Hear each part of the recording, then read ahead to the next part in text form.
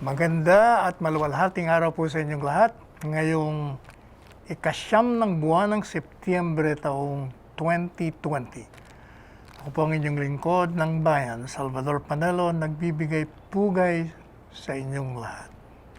At gaya po ng ating kinaugalian, ang ating pong paalala at paalala rin ni Presidente noong Lunes ng gabi, siya na naman ay nagpaalala sa ating lahat. At ang programa pong ito, magsuot po tayo ng face shield. At saka, face mask. At pag tayo po ay nasa labas, tayo po ay mag-observe ng 2 meters distance or 6 feet away from each other. And we keep always wash our hands frequently. 20 seconds with soap. Sabi nga po ng Presidente, dahil nabalita, ngayon doon sa mga UP researchers na flatten na yung curve. Ibig sabihin, napatag na yung kurbada kasi puro paakyat. Ngayon, medyo dire-diretso na. Ibig po sabihin nun, kumukonte yung mga nagkakasakit sa COVID-19. Mamaya tatalakayin po natin yan. But meanwhile, ang programa pong ito at ang inyong lingkod ay nakikiramay sa pamilya po ng personal na kaibigan din natin. Matagal po kaming naging magkaibigan ito, panahon-panong batas militar o subsequent to the martial law, especially nung Marcos exile years. Tinutukoy po natin ang isang haligi ng movie industry. Nalulungkot po tayong paabot sa ating mga viewers na si Marichu Vera Perez Maceda ay pumanaw na po sa edad na 77. Meron po siyang komplikasyon sa kanyang kidney at sa kanyang puso. Muli natin itong makita ay sa isang wake din, pero naka-wheelchair po siya. So, ibig sabihin talagang may sakit na siya. Siya po ay ang kabiyak ng nasirang Senador Ernesto Maceda. At kapatid po siya ni Gina de Venecia, ang kabiyak naman ng dating Speaker Joe de Venecia. At yung pong kanyang mga labi ay cremate. At ito po ay binigyan ng rights kahapon din, kasabay ng burial rights ni Letty Tan, kabiyak naman ni Lucio Tan.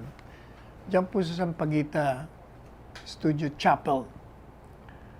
So nakikiramay po tayo, lalong-lalo na sa kanilang mga anak. Sino-sino ba yung mga anak ni Manay Itchu? Ang kilala ko po ay dalawa lamang, si dating dean ng isang law school, si Ernest Maceda, at yung isa pang kanyang kapatid na kongresista ngayon. Hindi yata nakalagay niya yung mga pangalan ng kanyang mga anak, pero nilagay ko yun dun sa yung pong kanyang mga anak ay sila Emmanuel, Ernesto Jr., si Erwin, si Edmund, at si Edward. Ganon din po yung kanyang mga daughters-in-law at mga apo. Yung kanyang mga kapatid na si Georgina, Elizabeth, Asuncion, Gregorio, and their spouses. Sila po yung nakikiusap na pagdasal po ang kaluluwa ni Manay Itchu Maceda. Meron pong wake na ginaganap dyan po sa Sampaguita Studios Chapel sa Ortigas Avenue Extension dito sa Quezon City. Mula kahapon hanggang 11 ng Setyembre. Kung hindi tayo nagkakamali, ang wake ay hanggang alas 8 ng gabi lamang. So nakikiramay po tayo sa pamilya ng Maceda at Vera Perez. Samantala, nilagay na po ni Pangulong Duterte sa ilalim ng MECQ ang Bacolod City at Lanao del Sur. Ito po ay after yung IATF ay napansin na merong spike o pagtaas ng COVID-19 cases dun sa dalawang nabanggit natin na lugar. Meron pong pangkasalukuyan na nasa ilalim ng MECQ yung Lanao del Sur, Bacolod City at Iligan City. Samantala, yung ating lugar naman ng Metro Manila at ang probinsya ng Bulacan, Batangas at ang Tacloban City ay nasa ilalim ng GCQ or General Community Quarantine. And the rest of the Philippines are placed under modified GCQ. Yung pong mga naghihintay naman dun sa bar examinations, yung mga graduado ng law, siyempre anxious sila sa kanilang pagkuha ng examination, pati yung mga kamag-anak nila, lalong-lalo ng mga magulang. Ni-reset po yung bar exams sa Nobyembre next year, 2021. Siyempre, yung iba dyan, pabor sa kanila. Yung mga nagbuburador pa, hindi pa nagre-review. Pero yung mga naka-review na, nako uulitin na naman. Sa bakit, mas maganda nga yan, mas lalo kayong preparado. Sa ngayon po Chairperson ng Bar Examinations, Justice Marvic Leonen, ito'y kinakailangan na i-reset dahil na nga sa pangkasalukuyang pandemya natin. Meron naman tayong good news na gaya ng sinabi natin kanina, napatag na, nag-flatten. Kaya sangayon po sa isang artikulo ng New York Times, yun daw pong bansa natin, kasama doon sa Southeast Asian countries na nasa listahan kung saan ay bumaba at na maintain yung rating natin sa mababang positive cases ng virus. Kasama dyan yung Singapore, Malaysia, Thailand, Vietnam, at Cambodia. At nagpapakita lamang po ito, gaya ng palagi na natin binabanggit sa ating programa, na tama ang ginagawa ng pamahalaan. Yung mga desisyon ni Presidente Duterte, batay naman sa rekomendasyon ng IATF na batay din naman sa rekomendasyon ng mga scientist at mga doktor na mas nakakaalam kung ano ang diskarte natin sa pagtugon natin sa coronavirus. Kaya kayong mga kritiko, medyo pumuri naman kayo ng konti. Kaya puro na lang kayo puna, puro kayo pintas. Pag nakakabasa tayo ng magandang balita, hindi naman kayo umiimik. Pamisa-misa, aminin nyo naman yung mga pagkakamali ninyo. Sa ngayon naman kay Secretary Galvez, itong positibong development na ito, hindi naman ito nangyaring overnight. Ibig sabihin, ito'y kinailangan ng masusi, maingat na pagpaplano sa pamamagitan ng pag-uusap, pagsusuri between the national government, kasama na yung LGUs, yung mga private sectors natin, lalong-lalo na yung grupo ni Joey Concepcion, yung mga medical frontliners natin, at syempre, tayo, yung general public, para makuha natin yung ganitong estado na napapatag natin ang mga may sakit. Sa pangkasalukuyan po, yung ating bansa ay merong 117 accredited COVID laboratories sa buong Pilipinas. At ang ating pamahalaan ay nakaproseso na po ng, tandaan nyo malaki ito, mga kritiko, manood kahit makinig. 2,772,075 test samples. 2 milyon. At 77,200,000 at 75 test samples. Saan? Doon po sa 2,000,000 at 601 at 281 individual. Nahigitan na nga daw po natin yung target na 2,000,000 test noong nakaraang Agosto. At ito'y patuloy na ginagawa natin at pinapalakas pa. As of September 6, sabi ni Secretary Galvez, meron na po tayong 20 mega treatment facilities and management facilities na makaka-accommodate po ito ng 3,485 bed capacity, wherein the occupancy rate is at 58%. And some 1,357 beds ready para magamit natin. Dagdag pa dyan, meron po tayong 28 isolation cases na mga hotel na makaka-accommodate din ng 2,779 patients with an occupancy rate at 59%. At ibig sabihin nun, meron tayong 1,147 beds na available.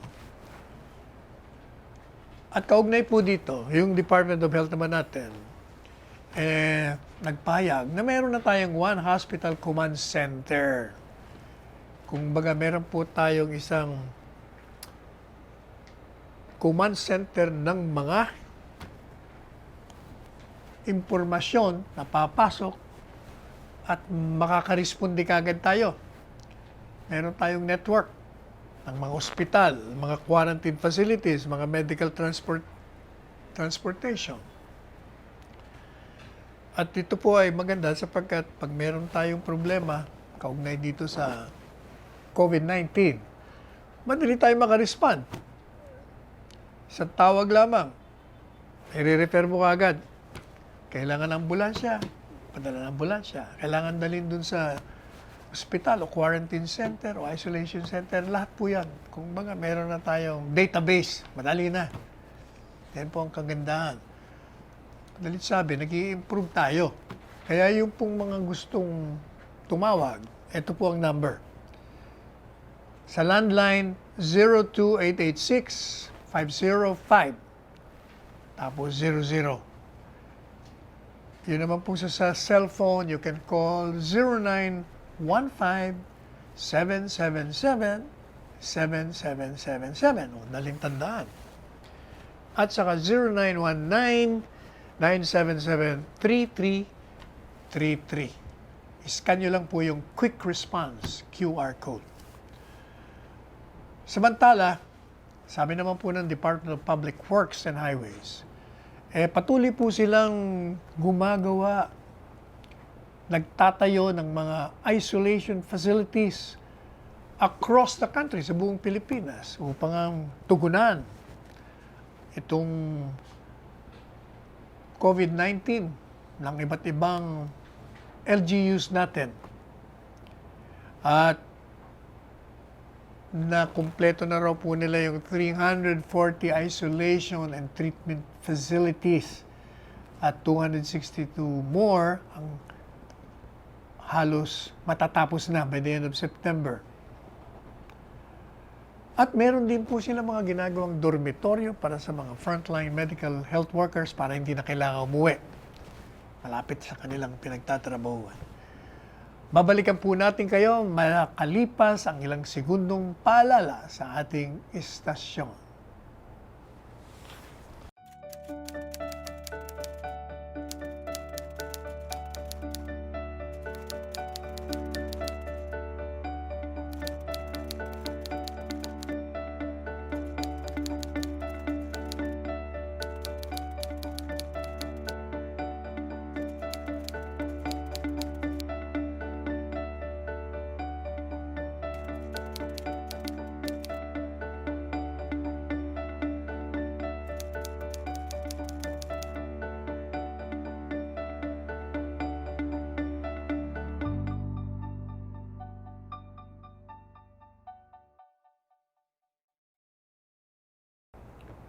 Meron din magandang balita po itong Department of Public Works and Highways sapagkat matagumpay na raw nilang naikumpleto at itinurn over nila na yung 151 bed capacity dyan po sa healthcare facility dyan sa Carmona, Cavite.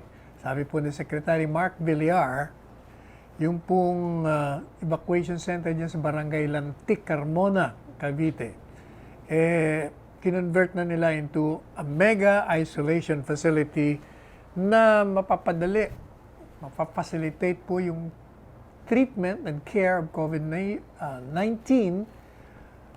ng mga pasyente mula sa Carmona at sa iba pang lugar dyan po sa Calabarzon. Meron daw pong 602 COVID-19 facilities with 23 bed capacity nationwide, of which 340 are already completed and 262 will be finished towards the end of September and October. At sangayon naman po dito sa Philippine News Agency, ang Pilipinas ay nangalanan na isa sa mga world's top digital risers, along with France, Saudi Arabia, which rank among 67, or rather G7 countries and G20 nations, respectively. Yung pong bansa natin landed at the top spot in East Asia and the Pacific region, while New Zealand at the bottom of the ranking. Ito pong report, sabi ng government, meron daw po itong mga startup visas for owners, employees, investors. As part of this startup assistance program nitong 2019-2023. At pinaprioritize mo nito and expedite yung promising startups and enablers for their application with state services at directing education institutions to integrate entrepreneurship in their curricula, as well as providing grants and incentive to academic institutions. Samantala, yung pong mga naghihintay sa balita kung ano nangyari dun sa mga pulis na napabalitang pumatay ng mga sundalo dyan sa Hulo-Sulu. Binabalita po ng Philippine National Police na noong Martes, ibig sabihin kahapon, naghain na po sila ng administrative charges against laban sa 9 na pulis na kaugnay dito po sa pagpatay ng 4 na sundalo dyan sa Hulo Town. Sa ngayon po sa PNP Internal Affairs Service ay 3 dun sa top Sulu police officials ang sinama. Yan po ang payag ng bagong PNP chief na si General Camilo Cascolan. Kung matatandaan nyo, yung pong mga sundalo na napatay, may tinutugis po silang 2 babaeng suicide bombers and who were later identified na yun po ang naging mga nagdala ng bomba at kasama yung mga sarili nila na namatay. At yung pong mga policeman, kung matatandaan nyo, nagkaroon din ng Senate inquiry. And sinabihan daw nila yung police na huminto doon sa... Kasi nagkaroon po ng... Meron checkpoint eh. Nagpakilala naman yung mga sundalo at sinabi, punta tayo sa estasyon. O yun lang, may problema ka na rin. Kasi kung nagpakilala lang sundalo at may mga ID naman, ibig sabihin dapat pinabayaan mo na. Pero sabi, hindi, punta muna tayo sa estasyon. So, bago mo nakarating sa estasyon, huminto, yun, pinagbabaril sila ng mga pulis. Sangayon naman sa mga pulis, kasi daw yung mga sundalo, may mga barel. Kaya naman daw, binaril nila. Pero, nakita po na yung pong lahat ng mga bala, yung mga shells, bullet shells, dun sa lupa, puro galing sa pulis na mga barel. Hindi po ba, nung inimbestiga yung mga, kasi pag mga surveillance at naka-civilian, yung pong mga barel na mga sundalo, tinatago nila yun sa ilalim ng kanilang mga upuan. Kaya, malabo yung paliwanag ng mga pulis. Anyway, since meron ng demanda, hayaan na po natin ang mga administrative agency at ang hukuman upang malaman natin ang katotohanan. Samantala, meron pong binabalita naman yung COA, yung Unqualified Audit Opinion. Kasi kung matatandaan nyo, itong si BP Leni, opisina, parang sinasabi doon na, meron kaming unqualified audit galing sa COA. Kaya lang, yung mga ibang ahensya ng gobyerno na meron din, hindi naman binabalita sa main media. Hindi ko naman maintindihan itong mga main media ito kung bakit yung kibipili nila. Marami pong mga nakapasa din. Kaya ng Climate Change Commission, ng Commission on Filipino Language, ang Governance Commission for Government-Owned or Controlled Corporations, ang Games and Amusement Board, yung Housing and Urban Development Coordinating Council, Housing and Land Use Regulatory Board, yung National Anti-Poverty Commission, National Historical Commission of the Philippines, pati yung National Library of the Philippines, kasama na rin yung National Youth Commission, yung Optical Medical Board o Media Board, yung Philippine Commission on Women, Philippine Competition Commission, pati na yung Presidential Legislative Liaison Office. So, yun po. Dapat nakakarating din po ito sa inyo. Meron ding mga nakakapasa. May bagong kontrobersya na naman. Itong Manila Bay.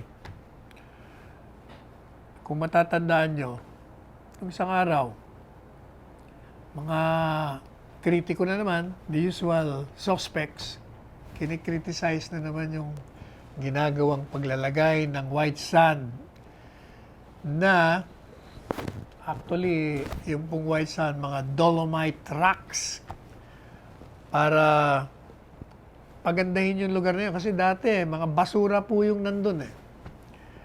At ang pagkakaalam natin, pinapaliwanag ni, kalimutan na natin yung yung writer ng article, na actually daw, yung lugar na yon talagang beach yun, beach, na natabunan ng mga kung ano-ano, mga plastic, mga naging basurahan, kumbaga, inaayos lang. At sa ngayon po dun sa deliberasyon ng 2021 budget, sabi po ni Secretary Royce Simatu na yun daw po ginamit na dolomite rocks. Yung gastos doon, dati nang nasa budget nila yon. So yung mga kritiko kasi sinasabi, bakit naman ginagastos natin? Kailangan ng COVID-19.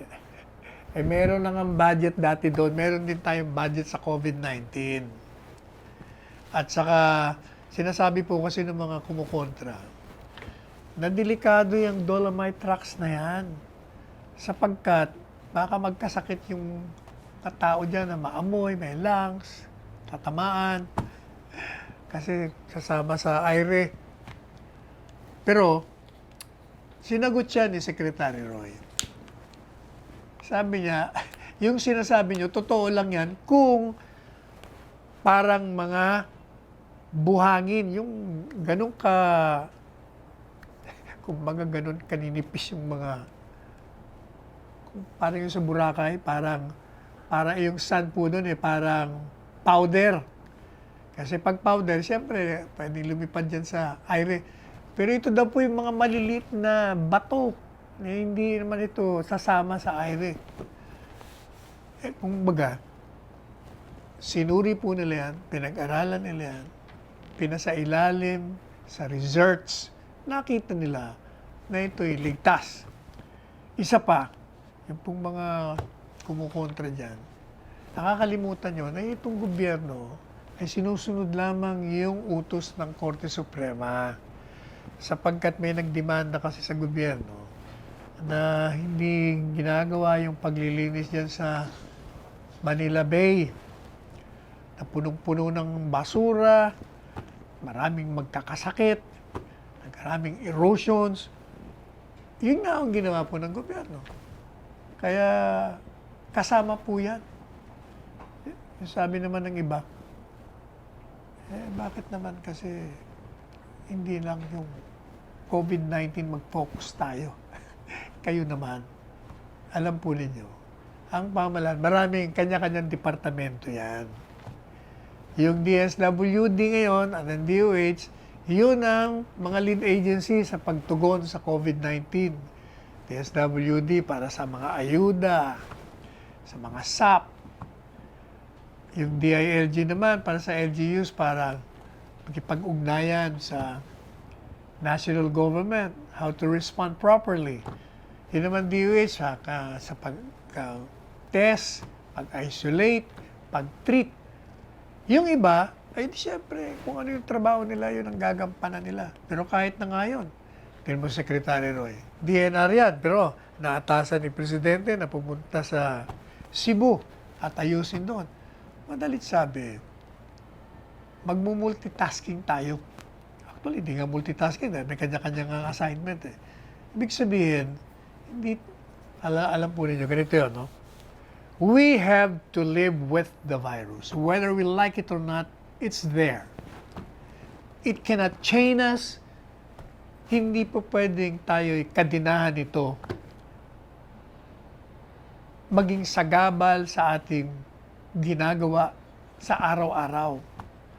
Hindi po pwede yung takot mangibabaw po sa atin na hindi na tayo makagalaw at puro na lang takot. Kailangan mamuhay tayo na kasama na yung COVID na yan. Ang lunas lang naman po dyan, simple lang. Wear your face mask. And wear your face shield. And then, wash your hands frequently and observe safe social distance. Ng 2 metro, 6 na piye or 6 feet. Gaya nga ng binabanggit natin sa inyo. Ang Sweden, 2 lang ang namatay. Kasi yung mga tao po doon, pag sinabing 2 meters apart, talagang 2 meters apart sila lahat, kahit saan kayo magpunta. At lahat sila naka-mask, face shield. Yun lang naman talaga, napakasimple lang naman. Pwede tayong bumalik sa normal. Kaya yung pong pagpatag na yan, isa lang ang ibig sabihin ng flattening of the curve. 1, marami nag-o-observe na ng safe protocols. Number 2, yung ating health system can absorb yung mga nagkakasakit. Kaya, marami ang recoveries. Hindi po ba nakikita nyo? Ang dami-dami recoveries natin. Kaya nga, nailagay na tayo sa mga bansa na magagaling na control. Ito lang mga kritiko natin. Walang nakikitang magaling o maganda sa ginagawa ni Presidente Duterte at ng IATF at ng mga LGUs at mga departamento. Palagi nilang mali. Pag nung hindi pa nagla-lockdown, kailangan mag-lockdown. Nung mag-lockdown naman, hindi po pwede lockdown. Wala na tayong economy. Nung binalik, nung nag-ease, bakit nag-ease?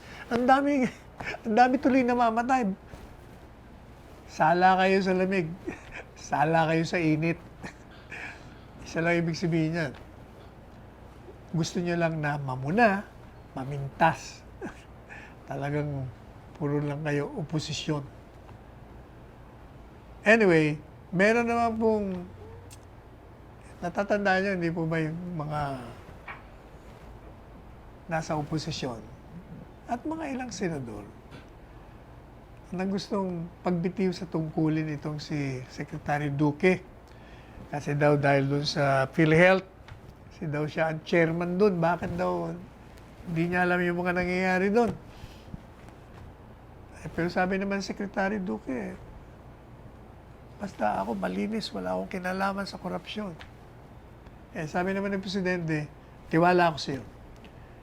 Tapos nung nag-meeting nung yung muling meeting nila.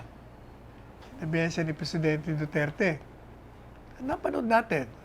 Sabi ni Presidente Duterte, hindi ito ang panahon ng pagre-resign mo. Narinig ko na yung mga balita dyan na ikaw'y pinare-resign o ikaw'y magre-resign. Hindi ito ang panahon. Ako'y merong buong tiwala sa iyo. Ang akin lang dyan, yung korupsyon. Merong investigasyon, sabi ni Presidente. Hayaan mo na yan. Kung guilty ka ng korupsyon, yan ang magiging problema lamang. Kaya hindi naman totoo na sinasabi, ito naman mga iba. May isang senador sabi niya, yung nasa kaliwa niya, yung nasa kanan niya, kakampi, paano na, nagsalita pa Presidente. Hindi ganon. Si Presidente, paulit-ulit na po natin sinasabi, mulat sa pool sinabi, basta korupsyon, wala akong tolerance dyan. Pag nakita kong ebidensya, kaibigan man kita, o pinagkatiwalaan man kita, at nagkorupsyon ka, ibig sabihin, sinira mo ng pagtitiwala ko. Maghihiwalay tayo. At yan po'y pinakita ni Presidente sa mga miyembro ng kabinete na tinanggal niya. Kaya huwag kayo mag-alala. Now, tanong, meron naman nagsasabi, teka muna, meron ng Senate findings Meron ng sinasabing kailangan i-demanda yan si Secretary Duque. Alam po ninyo, madaling magsalita ng i-demanda. Pero kaya nga po lumika si Presidente ng task force at si Secretary Guevara ng DOJ ang namumuno rito. Yun ang tungkulin nila. Hanapin nila kung ano ang pinanggagalingan ng korupsyon at sino ang mga involved dito. Pero, eto po salita ang abogado na to. Pag naghabla kayo, siguraduhin nyo lang na hindi madidismiss. Sapagkat kung ang batayan nyo lamang testimonya, di ba marami nagtestimonya doon. Yan mo, si Duque, yan ang head ng mafia. Yan si ganito. Alam mo, madali yung gumawa ng testimonya. Sabi ko nga, I remember, ano ba yun? May isa akong kaso, ginamit ko yun, sabi ko sa kanila. Yung pong testimonya, napakadaling gawin. Pero yung physical evidence, yung documentation, naku, medyo mahihirapan kayo doon. Kaya yung mga nagtestimonya sa Senado, kung yun ang magiging batayan nyo, tapos hindi nyo mababack up ng paper trail o documentation, like sabihin nyo si Duque, involved.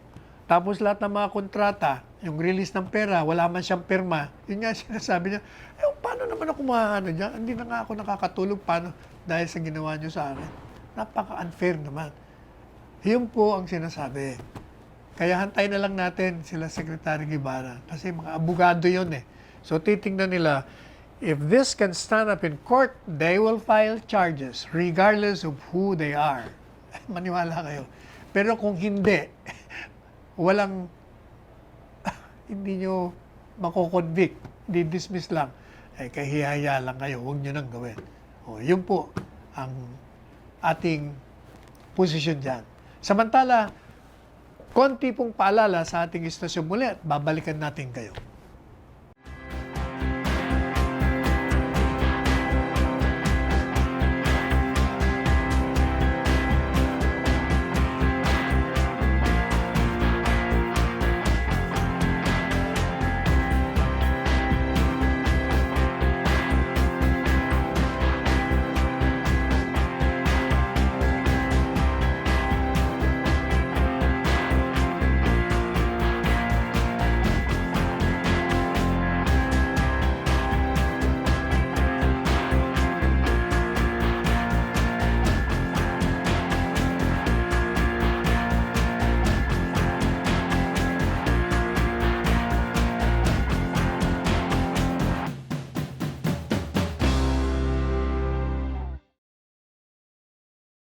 Okay, puntahan na po natin yung isang mainit na paksa na napaka-controversial na naman.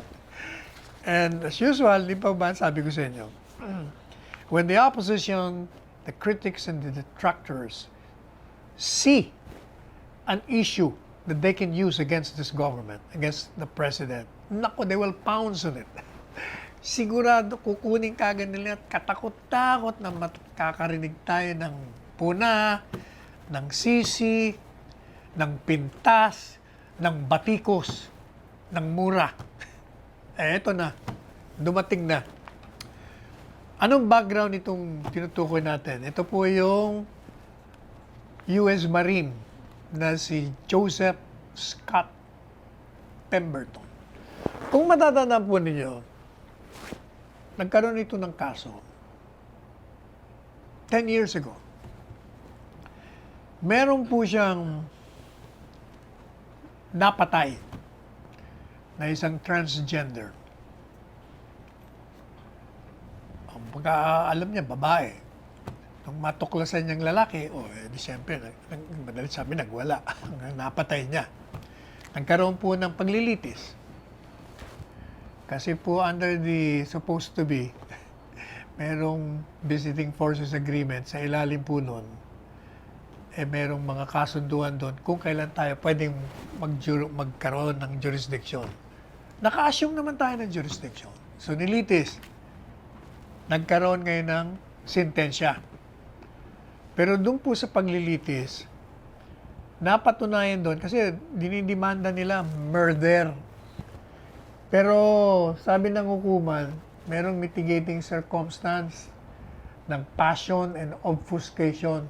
Kaya naging homicide lamang. Kung baga, hindi sadyang pagpatay. Okay. So anong sentensya? 10 taon ang sentensya. And under the Visiting Force Agreement, nagkakaroon po yan ng usapan kung saan mo ikukulong yung nasentensyahan. At napagkasunduan nila doon sa Campaginaldo. So, doon nilagay. And then, even prior po doon sa pagdemanda sa kanya, meron siyang preventive detention. Wala pang demanda siya noon, nakakulong na siya noon. So, madaling sabi, nakalipas ang ilang taon, umabot ng actually 9 years and 2 months. Pero, meron po tayong mga tinatawag na reglamento. Unang-una, kailangan po yung preventive jailing mo, yung pagkulong sa'yo, kahit wala pang demanda, talagang ikikredito yun sa'yo. Kasama dun sa maximum penalty na 10 years. At the same time, meron din po tayong tinatawag na good conduct credit. Na pag mabait ka doon, wala kang nilabag, habang nakakulong ka, bibigyan ka ng kredito. Kung bababa yung number of days na mga nakakulong ka. So, nung kinumpute ng mga abogado ng Pemberton, na lampas pa nga sa 10 taon, kasama na yung kanyang pagkakulong na wala pang demanda, at yung mabait naman siya sa kulungan. File ngayon sila sa korte, pwedeng i-release na. Tinignan naman ng hukuman, sabi naman ng hukuman, tama ka dyan. So, release. Kinontra ngayon ng abogado ng pamilya. But meanwhile, nagbayad po si Pemberton ng, hindi tayo nagkakamali, 4.2 billion civil liability. So, tinanggap naman ng pamilya. Nireklamo. Nag-file sila ng MR. Kasi sabi nila, teka muna, paano naman nagkaroon ng good conduct yan? Wala naman yan sa munting lupa. Nandun lang siya, nag-iisa lang siya dun. Kung hindi yata pa, dapat yan. Hindi nga nag-a-apologize yan sa pamilya. Madaling sabi, di nagkaroon ngayon ng prakaso. Nagkaroon ngayon ng kontrobersya. Pumasok ngayon si Presidente. Nung Lunes, in-announce niya na magbibigay siya ng absolute pardon. Nako, yun na nga yung sinasabi natin. Nakakita ngayon ng paksa na pwedeng gamitin laban sa gobyerno. Unang-una, yung pong pardon, talagang may kapangyarihan si Presidente noon na magbigay ng pardon. Dalawa lang instances na hindi po pwede siya. In case ng impeachment, ano pa yung isa? Basta sa impeachment, hindi siya po pwede. Pag alam mo, na-impeach ka doon, na-convict ka doon, you cannot pardon that. So, madalit sabi, hindi mo siya kailangan na magpaliwanag pa eh. Kaya po siya binibigyan ng pardon ng mga framers of the Constitution. Kasi meron pong mga pagkakataon na merong nako-convict. Pero dahil sa mahina abogado, walang abogado, magaling yung kabila, nako-convict. So, merong injustice. Kaya yung presidente binibigyan ng saligang batas. So, you can correct that injustice by pardoning. Okay. So, nagbigay siya ng pardon. Nako, eto na ang mga reaksyon. Ibahagi muna natin yung reaksyon bago natin sagutin. Sabi ni BP Leni, eto na naman yung aking kababayan. Sabi niya, napakaraming mga Pilipino na mas magaan ang sala. Ngunit hindi nabibigyan pansin o nabibigyan ganitong uri ng pribileyo. Ang nakikita natin, kapag mahirap, may parusa. Kapag mayaman at nasa poder, malaya. Isa lang ang kasong ito sa maraming patunay na pagkiling sa mga pangyarihan na nakikita natin mula sa pamahalaan. BP Leni, ikaw na naman, yan na naman mga researchers mo, hindi nagre-research. Unang-una, alam mo ba, kung hindi mo pa alam, ibabahagi ko sa iyo, na hindi lamang si Pemberton ang nag-grant ng pardon. Kasi parang sinasabi mo, pag mahirap, may parusa. Alam mo ba, na sa record ay merong 135 pardon na binigay si Presidente sa mga Pilipinong nakakulong? 135 pardons. At yan ay lampas sa record nung nakaraang administrasyon. Tanong, may pardon ba yung mga dayuhan? Meron. Ilan? 4. So out of 139 pardons granted by the President, 4 lang yung sa dayuhan. Kung hindi tayo nagkakamali, sigurado lang ako si Pemberton, isang Amerikano. Yung dalawa, sangayon kay Secretary Guevara, mukhang exchange pa ng prisoners sa isang Arab country at dito. Pero, hindi totoo yung sinasabi mo na yung dayuhan lang nabibigyan ng pardon. 135 nga pardon sa binigay. Maliban pa dyan, BP Leni, meron sa batas natin, merong tinatawag na may executive clemency, merong parole, at pag ikaw ay naging qualified dyan, siguradong bibigyan ka. Katunayan po, dito sa opisina namin, yung Office of the Chief Presidential Legal Counsel, naku, katakot-takot na sumusulat ng mga bilanggo dito, humihingi ng clemency, ng pardon, ng reprieve, kung ano-ano. Diretso naman namin nire-refer dyan sa Board of Pardons and Parole. At dumarating po yung mga response namin. Pinoproseso kagad nila at nabibigyan naman. Merong nadi-deny, merong hindi. Sa madalit sabi, pag yung pong mga bilanggo ay qualified, pag ibig pong sabihin ng qualified, hindi ka na lumabag doon sa mga regulasyon sa kulungan. Pangalawa, hindi ka recidivist, hindi ka rin habitual delinquent, o kaya hindi ka yung takas o escapee. Pag ikaw po yung nakapasok doon, bibigyan ka ng credit, good conduct yun. Ayan, ang sabi nitong abogado naman na kabila, paano? Nandun lang naman siya, nag-iisa siya doon. O ikaw naman. Kung magsalita ka, para ka naman di abogado. Unang-una, hindi niya kasalanan na doon siya nilagay.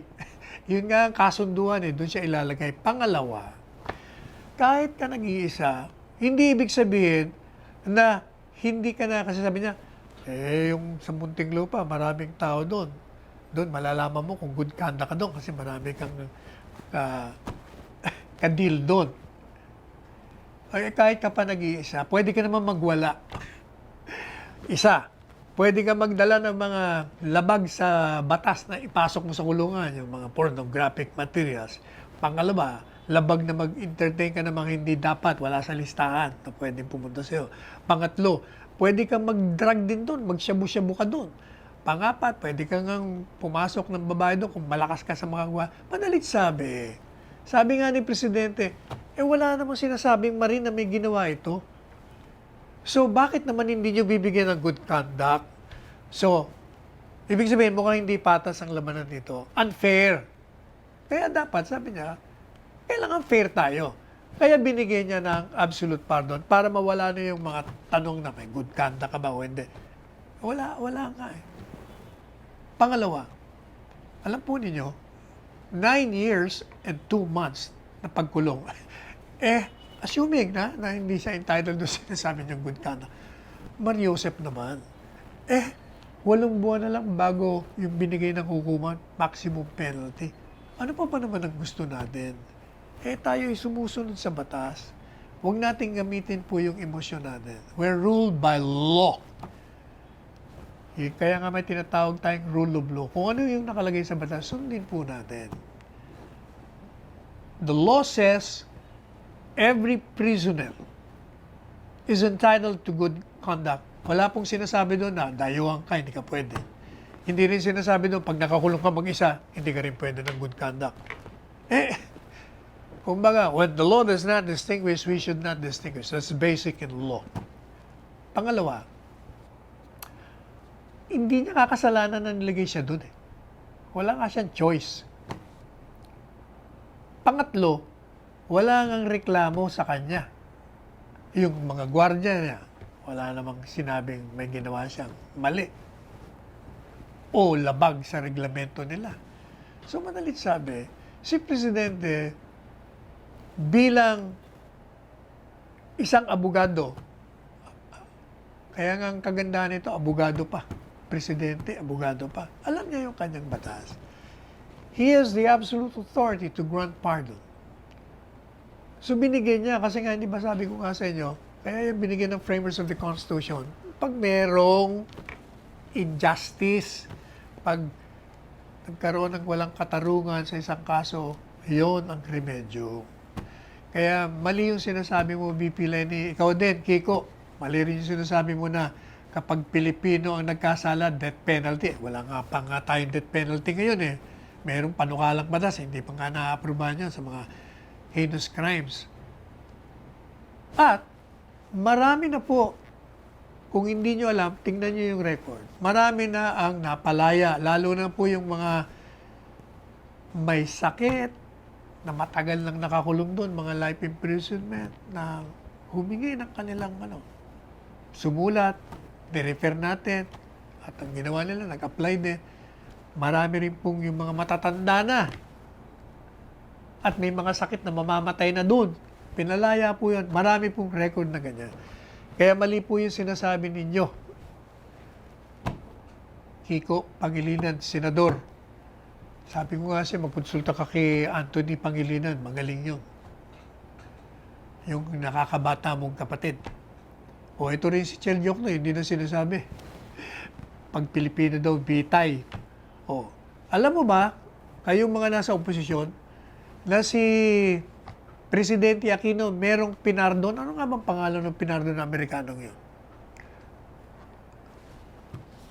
Hindi nakalimutan. Anyway, nasa record po yun na si Presidente Aquino may pinardon na Amerikano. At alam po yung crime niya, drugs. O ito nga, homicide lang eh. O kita nyo naman, alam nyo naman ng drugs. Kung paano sinisira nito ang buhay ng isang tao, ng pamilya, ng isang lipunan. O, pinardon po yan. Pangulong, alam nyo ba yun? Kayo talaga. Ay, nako. Ano pa sinasabi nito? Ito naman si Bam Aquino. Senador pa ba si Bam? Hindi na, no? Senador pa ba? Hindi na. Ang murder naging homicide. O, ikaw talaga. Pati yung hukuman, palibasa, hindi ka na mga abogado. We are ruled by law. Sabi ng hukuman, pag merong mitigating circumstance, yun, napapababa ang sentensya. Ang life imprisonment naging 6 to 12 years. Mas marunong ka pa sa abogado, bam. Kumuha ka kaya ng law para makita mo. Ito naman, sino naman to? Yung abogado. Ito si abogado. Sabi niya, may problema sa kung paano ang pag-iisip ng ating si Duterte. Matawag mo si Presidente, Duterte lang. Parang wala ka man respeto. Hindi niya kayang lumaban sa US o sa China. Ang problema sa iyo, Attorney Suarez, walang kinalaman yung kanyang pagpardon sa posisyon, sa foreign policy ng gobyerno sa Amerika o sa China. Si Presidente, kasi sabi niya, akala ko ba kakampi natin niya si Presidente Duterte? Ayaw niya sa Amerikano. Wala naman siya sinabing ayaw sa Amerikano. Ang kanyang foreign policy, friends to all, enemies to none. We will be dealing with them on the basis of trust and respect and interest. Kung pabor sa ating interest, sama tayo. Pero pag hindi, hindi. Ano sabi naman itong, sino naman itong isang to? The court order will release an absolute pardon is another instance of unfair justice. Hindi nga eh. Kaya nga binigyan ng pardon dahil meron kang unfairness doon sa hindi siya mai-release dahil kini-question yung good conduct niya. Sabi naman itong isa, UP, ano yan? UP Baybayla? What's that? Rappler. Nag-report na, we will never forgive Duterte for pardoning his fellow murderer, Pemberton. This is a direct attack, not just on Jennifer Louden, but to every ikaw naman, mali. Mali yung ang problema sa inyo, yung mga emosyon nyo, pinaiiral nyo. Hindi po pwede yan. We are not ruled by emotions. Kaya nga may batas para yung emosyon natin sublimated dun sa rule of law tinatawag. Pareho naman ang mga sinasabi niyo. Anyway, siguro na-discuss na natin. Puntahan na naman natin yung, ito si John Nery. Meron na naman to. Meron naman to sinasabi si John Nery. Siya raw ay merong kapangyarihan na mag-express ng opinion. Wala naman nagsasabi siyang wala ka kapangyarihan. Pinapabayaan ka nga, di ba? Kaya nga, dami mong sinusulat na artikulo, namumuna ka, namimintas ka, nang-criticize ka. Kung ano yung karapatan mo, yun din ang karapatan ng kapwa-tao mo, ng gobyerno. Pwede kang balikan. Kaya may karapatan din kami sa mesyo, tumigil ka na sa mga kasinungalingan mo. Wala namang problema doon. Ikaw talaga, Nery. Ayan ka na naman. Siguro, malapit na po tayong matapos. Siguro basahin na po natin yung pinadala sa atin ni Edgar Cabangon Chua na galing sa kanyang mga kaibigan din. Pinagsama-sama nila. Meron daw magandang thoughts o kaisipan. Sabi niya, none can destroy iron but its own rust. Wala na po makakasira sa bakal kundi ang kanyang kalawang. Tama yun. At walang makakasira sa isang tao kundi sarili niya rin. We create our own problems. We create our own miseries. Tayo rin yun. Likewise, sabi nung saying, none can destroy a person but his own mindset. Number 2, ups and downs in life are very important to keep us going because straight line, even ECG, means we are not alive anymore. Kung baga, buhay po natin, merong bagsak, merong akyat. Ganyan talaga po ang buhay we have. Para din yung virus, we have to live with it. Sabi yung saying, fear has two meanings. Kalimutan mo, tumakbo ka, o kaya naman harapin mo and bumangon ka. Forget everything and run, or face everything and rise. Anyway, tayo po'y pansamantala magpapaalam at gaya ng ating pakiusap at ng presidente, tayo po ay magsuot ng ating face mask. Every day, kahit po sa loob ng bahay, pag marami kayo, magsuot din po tayo ng face shield. And please stay at home. And if you are not going to stay at home because of essentials, go out but observe safe distancing, 2 metro o 6 na pie or 6 feet. And please keep on washing your hands ng sabon for 20 seconds. Ito po ang inyong lingkod, pansamantalang nagpapaalam hanggang sa Miyerkules o sa Biyernes, alas 2 hanggang alas 3 ng hapon. Salvador Panelo po, nagsasabing magmahalan tayo. Let us go beyond the path of thorns and let us tread the path of roses. I love you all.